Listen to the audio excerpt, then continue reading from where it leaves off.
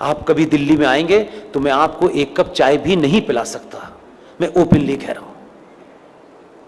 इसलिए मुझे तकलीफ इस बात की है कि इस युद्ध में जो कुछ जीत करके हम आगे भी लाते हैं, लोगों की उदासीनता, लोगों का सोना, कभी कभी ये मायूस करता है हमको कि हम इस लड़ाई के लिए भी आपसे कुछ नहीं मांगते हैं, न किसी पे एहसान करते हैं।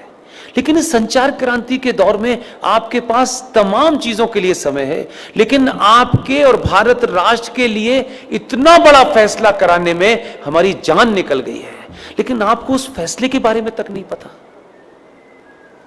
और उस फैसले, ऐसा फैसला सुप्रीम कोर्ट ने पिछले 20 साल में नहीं दिया, वो दे दिया फैसला। अब हम उस फैसले को जाने भी और जन जन तक पहुंचाएं। हम पे थोड़ा रहम कीजिए, हम पे थोड़ा तरस खाइए भाई। ये इसलिए कह रहा हूं कि इससे ज्यादा और शब्दों में नहीं कह सकता। 2018 में सुप्रीम कोर्ट के अंदर जस्टिस अरुण मिश्रा जी, जस्टिस अमिताभ राय साहब इतना बड़ा फैसला दिया है, लेकिन उसकी 90% लड़ाई मुझे और आपको लड़नी है।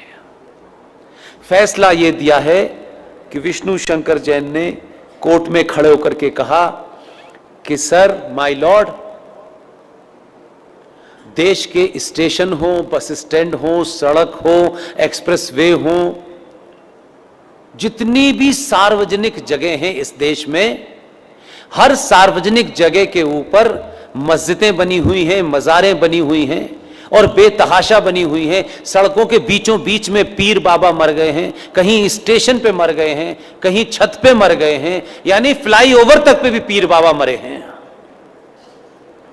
ये भारत के सार्वजनिक और सरकारी जमीन के ऊपर एक जिहाद चल रहा है ताकि कोई भी इनके खिलाफ न बोल सके।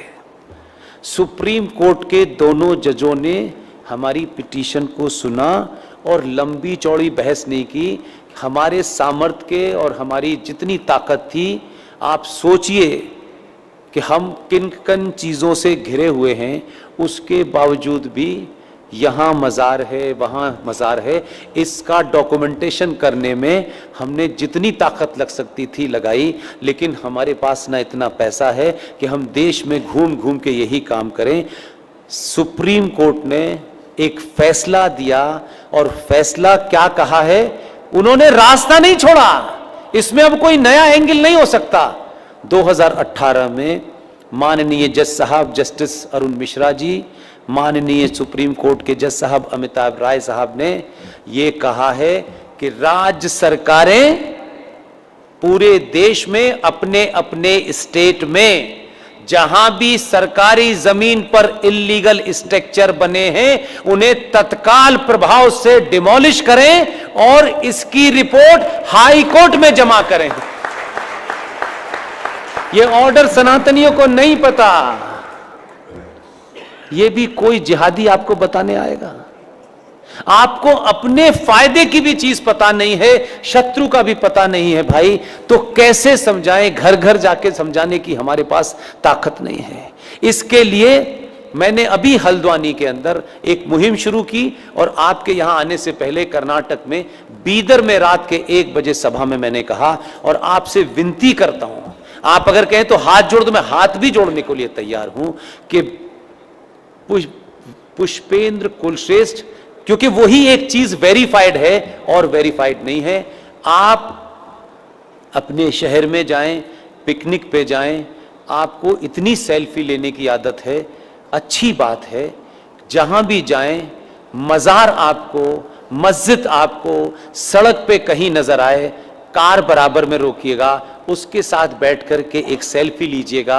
आपकी तस्वीर हो उस मज़ार की, उस मस्जिद की जो सार्वजनिक स्थलों पे बनी हुई हो, उसकी सेल्फी लेकर के मेरे फेसबुक अकाउंट पर पुष्पेंद्र कुलश्रेष्ठ वेरीफाइड पर पोस्ट इसलिए कर दीजिए कि उसी का प्रिंट आउट निकाल करके हमको कोर्ट में जमा करना है।